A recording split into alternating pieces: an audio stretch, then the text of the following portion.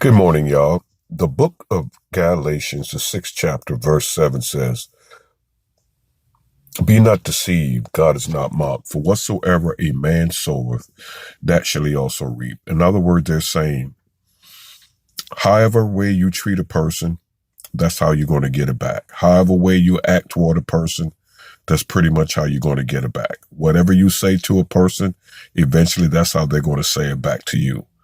The Bible is telling us when you take seeds, which is the words out of your mouth, depending on the ground that it falls on, when it grows back up for harvest time, it's going to be what came out of your mouth.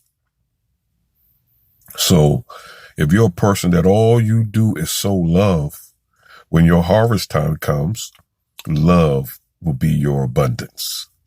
If you sow peace, peace will be your abundance.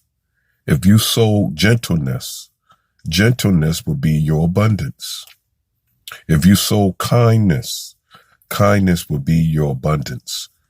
If you sow joy, joy will be your abundance.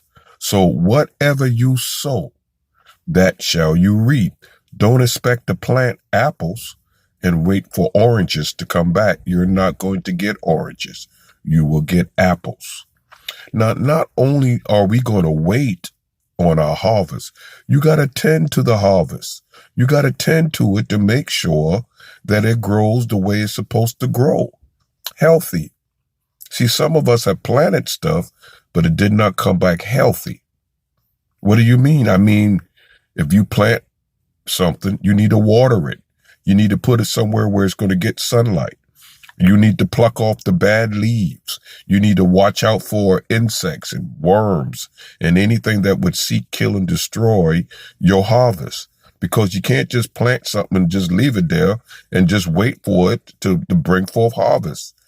While we sleep, the enemy is working. The enemy is watching. The enemy is trying to seek, kill, and destroy. So you must be watchful too. You got to water it. You got to put it in good ground. You got to watch over it. You got to protect it. A farmer don't just plant orange trees. He never comes back by and just waits till oranges come. He's got to make sure he doesn't have other oranges that are affected on the same tree. He has to pluck those off so it will not affect the whole tree.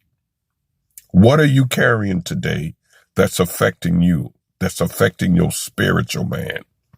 There are things that have crept in our lives that has caused us to get infected, that has caused our whole tree to maybe have to be chopped down and rooted up because of one bad orange, one bad apple, one bad lie, one bad stealing, one bad murdering out your mouth, one bad disobedience, one bad treating your neighbor bad.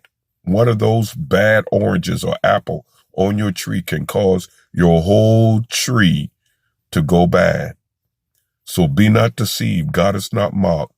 For whatsoever a man soweth, whatever you plant, that's what you're going to get back.